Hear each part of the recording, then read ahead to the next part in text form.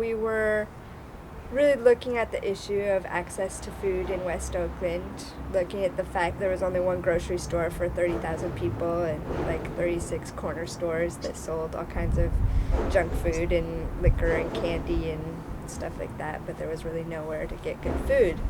And on top of that, there were a lot of environmental justice issues, a lot of remnants from industrialization and lead contamination in the soil, and there was also very little economic empowerment within the community. Most people were going outside of the community to buy their food, to buy anything that they needed, and only 3% of the businesses were owned locally.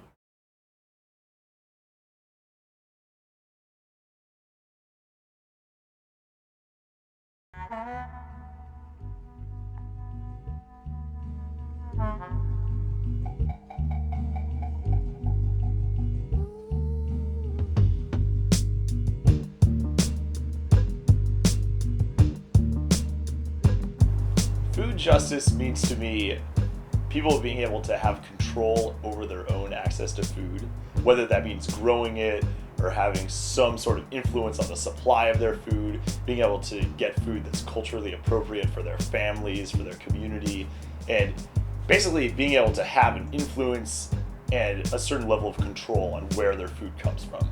Everyone having equal opportunity to get the same types of food, which means people with a lot of money, can shop at places like Whole Foods or whatnot, and they can just spend, exorbitant amounts of money to be healthy. Versus people who live, in neighborhoods such as this, we have a very limited amount of income, and just physically, we have a limited amount of what's out there for us to get. Being able to make choices about where you want to shop, how you shop, without anybody put any limitations on your accessibility.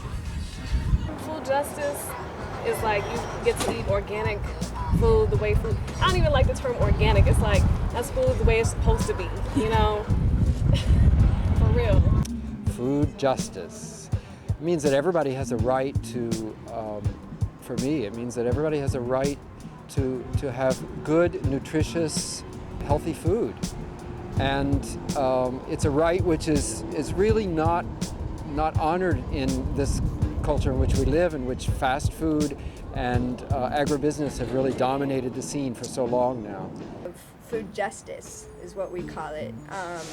Not only food security, because food security is, having access to culturally appropriate foods that can make a nourishing meal, but to us, we take it beyond to the next level of food justice, which is looking at all of the infrastructure and kind of societal trends. We're looking at economics, we're looking at racism, we're looking at all of these factors that make people make the decision to not put a grocery store in there. We're looking at redlining, where grocery stores will draw a line around a neighborhood and say, oh, they're too poor, or we're gonna get jacked if we put our store there.